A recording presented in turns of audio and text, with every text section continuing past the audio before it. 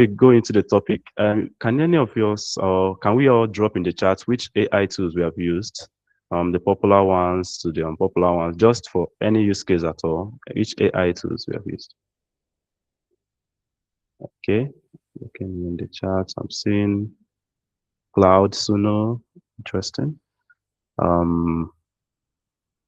Okay, GLM 5.2, awesome.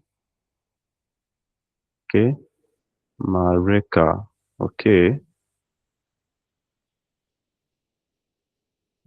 Okay, there are so many of them. Suno, so these AI tools, some of them, even Gemini, some of them have awesome features and cuts across different uses. You can use it for productivity, to automate your workspace, even for music creation. So let me go switch to the next slide where we now talk about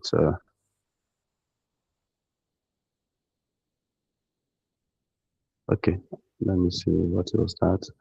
Okay, this is the session objectives: to understand the current landscape of AI in music, to learn the basis of AI music prompting and generation, to explore live demos of industry leading tools, and to foster a community discussion on current workflows. So societal impact of AI. To talk about this particular aspects, I would call on just a bit of what entails about AI, what AI is currently doing in the society. So I would call on Maestro Michael Ozoma to kick off the discussion, just a bit on the societal impact of AI and how is it affecting what we do and what we are, exposed to as a culture, as a people. Hello, so Mike, are you there? Okay. Good evening, everybody. As was you've been told, my name is Michael Shebizu. So,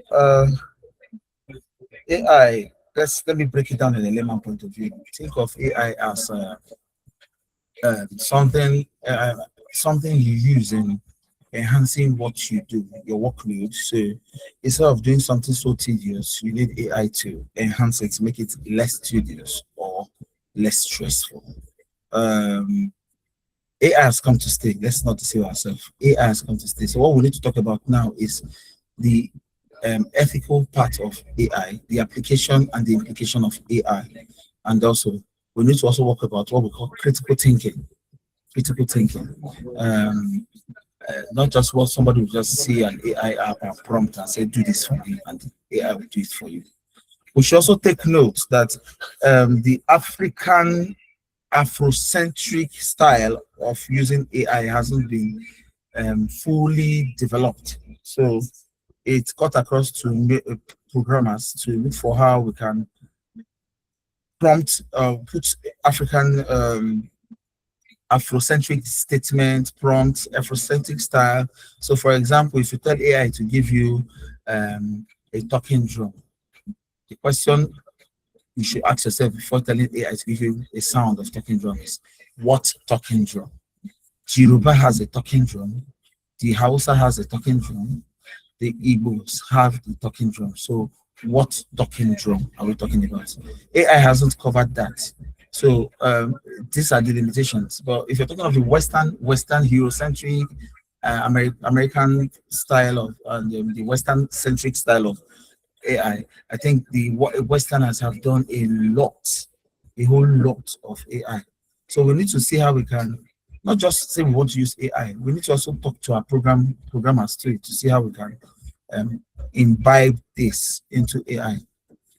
Then copyright and ethics, like I said, who owns the authorship after using AI?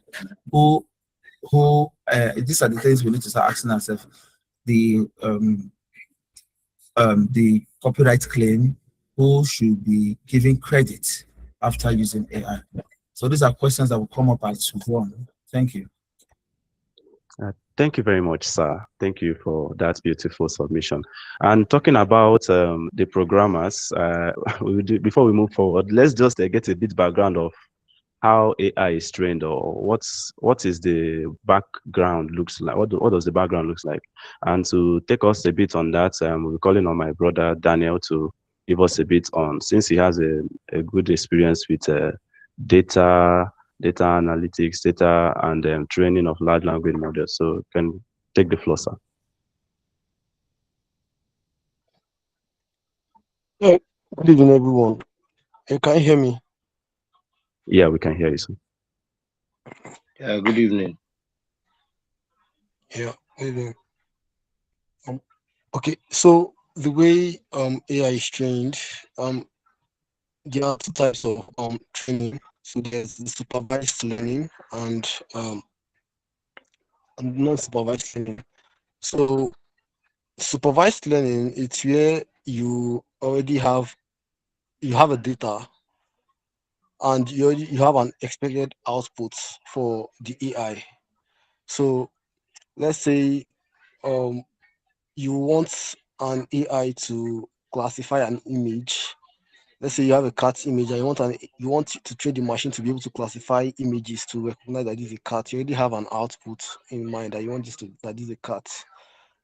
And then the AI, you train the AI based on the weights and um you train the AI based on the weight and the data that you're training data which you pass through it. You pass several images of cats and the features. Then during training you fine tune it so it's kind of gives you the best and optimized version.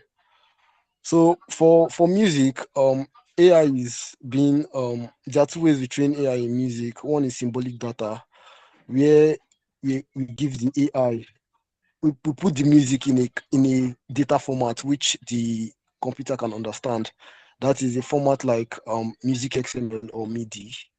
So the AI goes through several and hundreds and thousands of various MIDI notes and various scores in MIDI actually, and then with after going, it's kind of models a it kind of sees patterns and models it mathematically, so it can be able to like predict the next token in music. So that's the way the training works.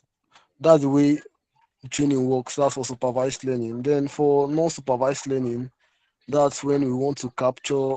For non-supervised learning, that's when we want the AI to be able to do things without us giving it much of the data, but there will also be like a human in the loop to kind of, or a reward process to kind of steer it in the right direction.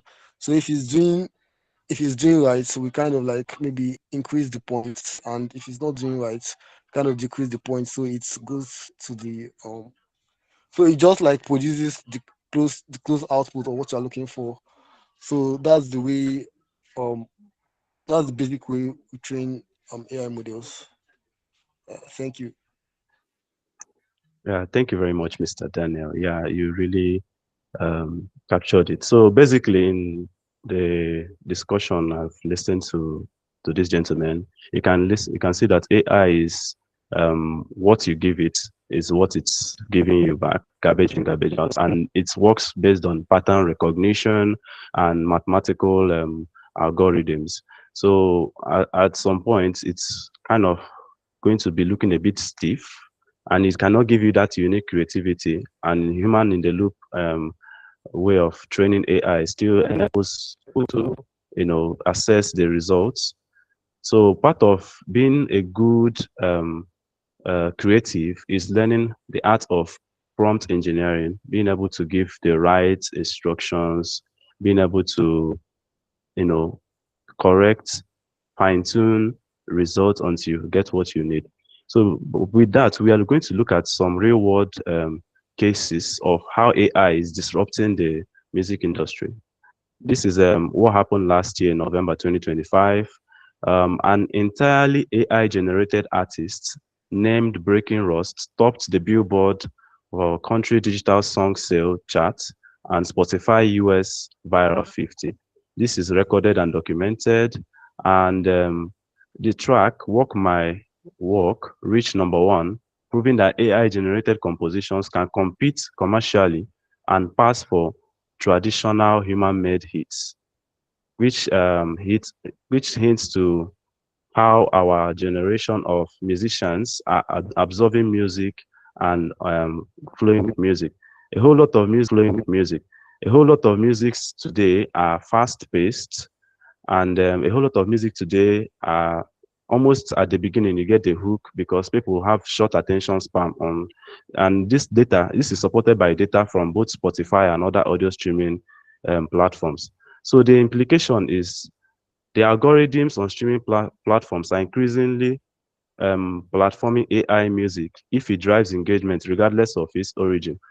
So I shared a link on the chat. Is Rick Beato talking about this particular um, incident, or how AI was stopping the charts late last year. If you have time, you can watch it. Now, we see that because of this incident, Spotify had to push back on this AI policy shift.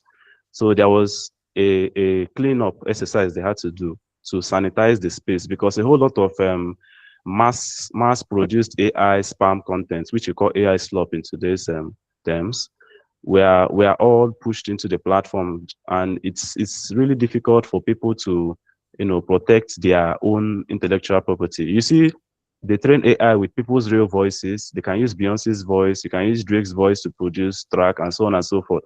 So who gets paid? Who gets to pay the royalties to? It causes a lot of problem. So Spotify does not ban AI music, but heavily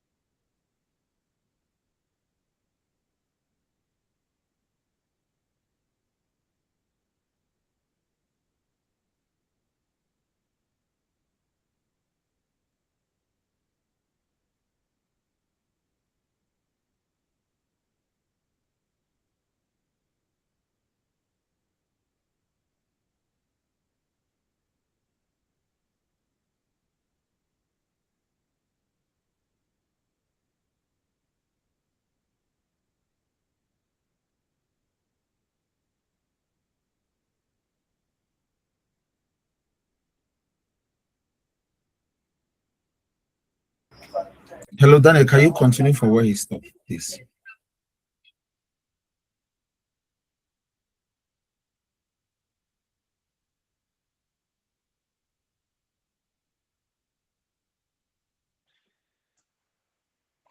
Yeah. Okay, just give me a minute. Let me go through his slides.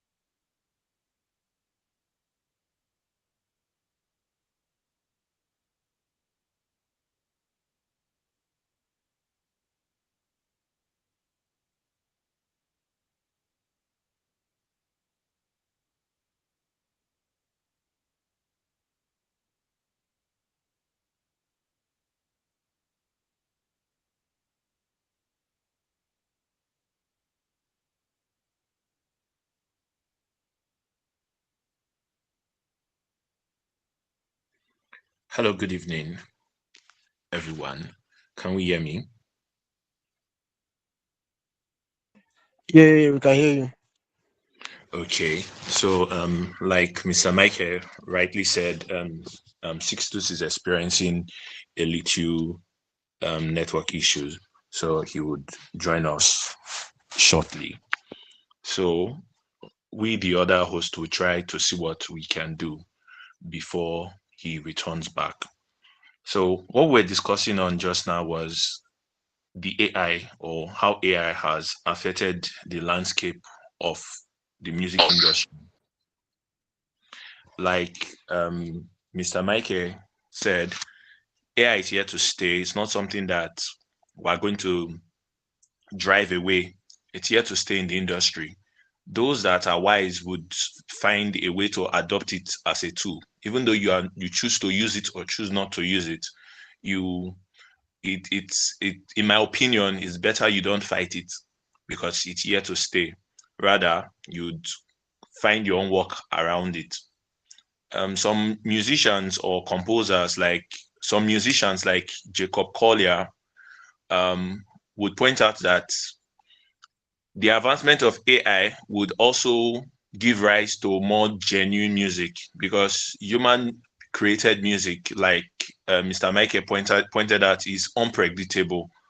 For instance, now you cannot tell the AI to just generate music for a talking drum. And even if the AI could try, it may not give that unpredictability that we can get from real life talking drummers discussing with their drum or expressing a piece of music with their drum.